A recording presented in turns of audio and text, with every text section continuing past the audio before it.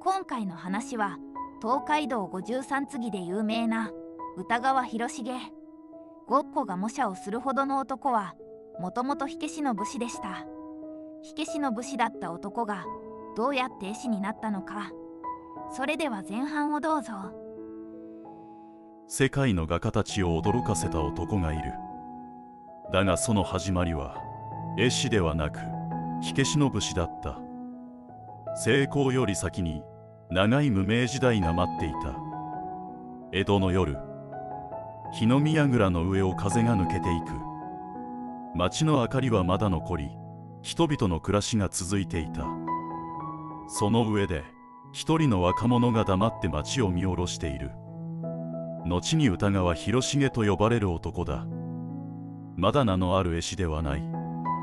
火事に備える定火消しの家に生まれた武士だった。江戸は火の都。一度火が出れば街の景色は一瞬で変わる。夜空は赤く染まり、人々の悲鳴が走る。広重はそんな江戸を見ながら育った。1797年に生まれたその少年は特別有名になる予定などなかった。どこにでもいる武士の子供の一人だった。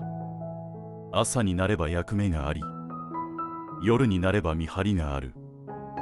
そんな日々が淡々と続いていく。だが少年の目は少し違っていた。人が見ないものを見ていた。雨上がりの石畳、水面に揺れる明かり、橋を渡る人の背中。多くの人は通り過ぎる。けれど広重は立ち止まる。しばらく眺めてからまた歩き出す。やがて人生は大きく揺れる。若くして両親との別れが訪れた。家の中から当たり前が消えていく。悲しみは簡単には消えない。しかし時間は待ってくれなかった。家督を継ぐ必要があった。気づけば責任が肩に乗っていた。まだ若者と呼ばれる年齢である。重かったはずだ。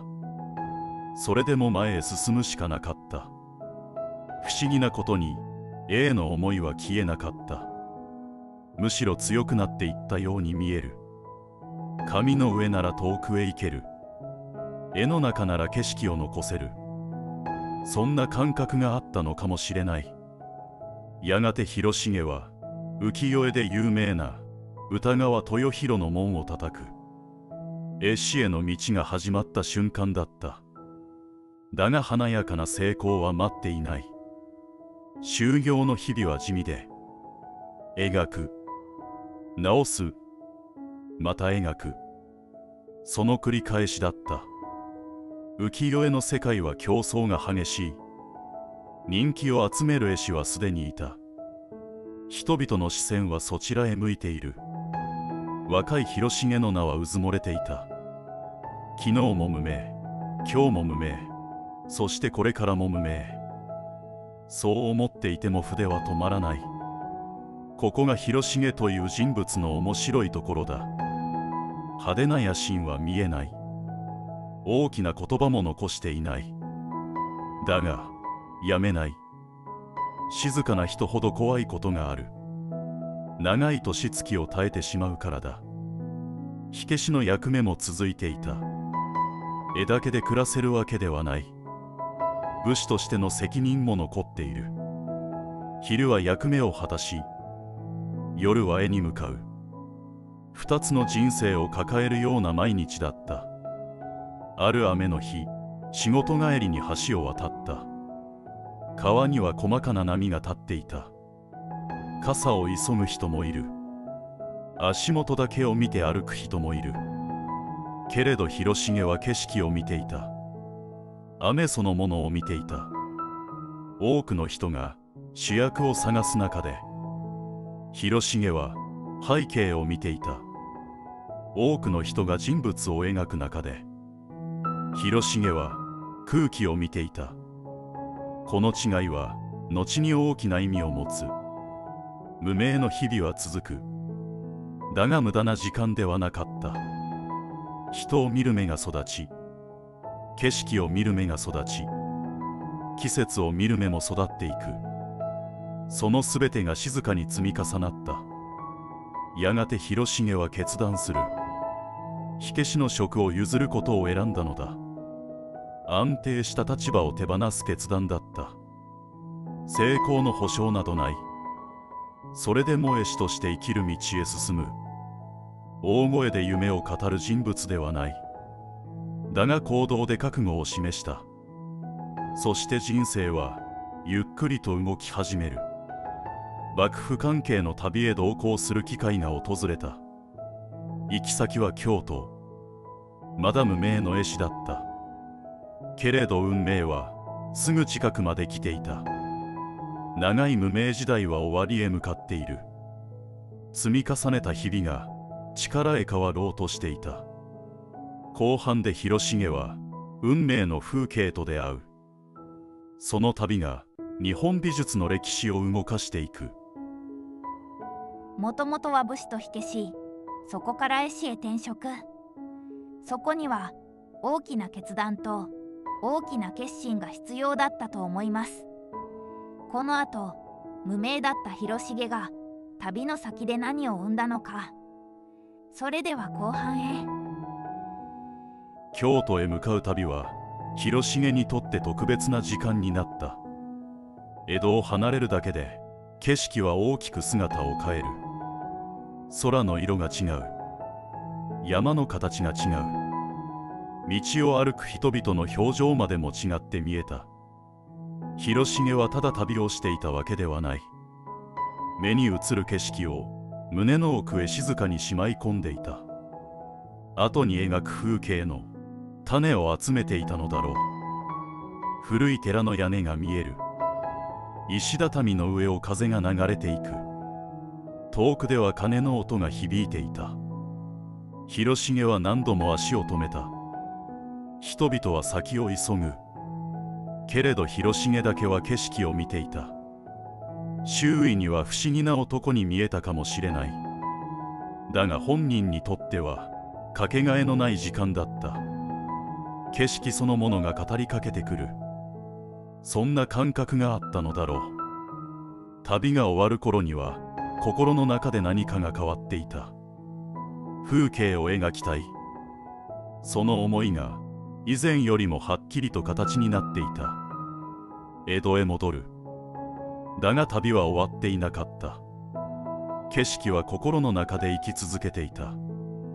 筆を取るたびに思い出す。道の匂い、山の輪郭、朝の光、雨に濡れた街道、それらが何度もよみがえってくる。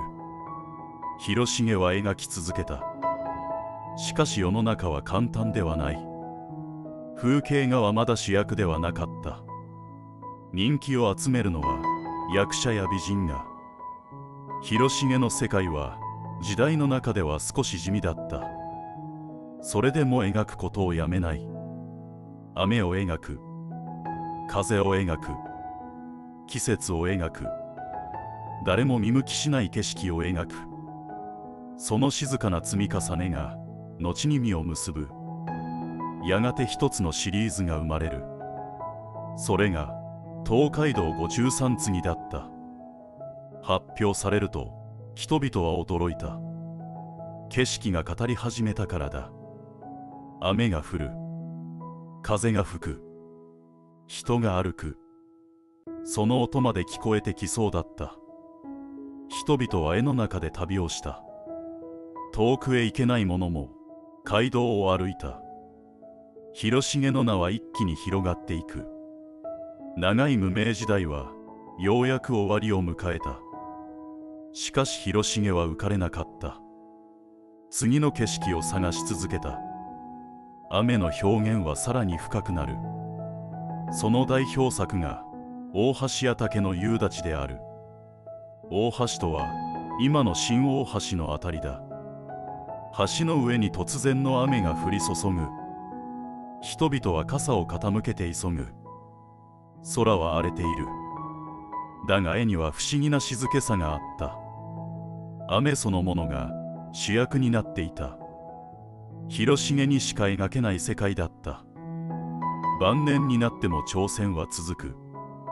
名所江戸百景の制作が始まった。見慣れた江戸の景色が新しい構図で描かれる。手前を大きく、遠くを小さく、その大胆さは多くの人を驚かせた。そして海の向こうでも広重は知られていく。浮世絵が欧州へ渡ったのである。強い衝撃を受けた画家がいた。フィンセント・ファン・ゴッホだった。ゴッホは広重の作品を模写している。ただ好きだったからではない。学びたかったのである。構図に驚き、色彩に驚き、景色の捉え方に驚いた。遠い江戸の絵師は欧州の天才を動かした。モネもまた浮世絵を愛した一人である。広重の視線は海を越えた。火消しの家に生まれた少年は世界へ届いた。1858年、61歳で生涯を閉じる。死因は当時江戸で流行っていたコレラだったと言われている。広重の絵は海を越え、世界に衝撃を与えた。そして今も私たちはその景色の中を旅している。火消しから絵師への転身、そしてゴッホにも模写されるほどの絵師になった歌川広重という人物は今も影響を受けている人が多いかもしれませんね。また次回の主役でお会いしましょう。